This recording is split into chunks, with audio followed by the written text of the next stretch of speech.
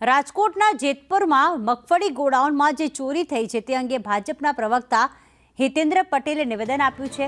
તેમણે કહ્યું છે કે ટેકાના ભાવે ખરીદી બાદ જવાબદારી નાફેડની હોય છે। ડિસેમ્બરમાં જ મગફળીના જથ્થામાં અનિયમિતતા દેખાઈ હતી, ત્યારે આરએમસીના કર્મચારી દ્વારા પોલીસમાં ફરિયાદ કરાઈ છે। તપાસ બાદ સાચી વિગતો સામે આવશે। સમગ્ર દેશમાં નાફેડ દ્વારા એમએસપી ઉપર ખરીદી થાય છે અને સેન્ટ્રલ વેરહાઉસના ગોડાઉનોમાં એની જાળવણી કરવામાં આવે છે અને એની સંપૂર્ણ જવાબદારી એ નાફેડની રહેતી હોય છે। પ્રાપ્ત માહિતી પ્રમાણે ગોડાઉનમાં ડિસેમ્બર મહિનાના કેટલાક જથ્થામાં અનિયમિતતાઓ માલુમ પડી છે। વેરહાઉસ કોર્પોરેશનના કર્મચારીએ રાજકોટ પોલીસમાં એની ફરિયાદ કરી છે।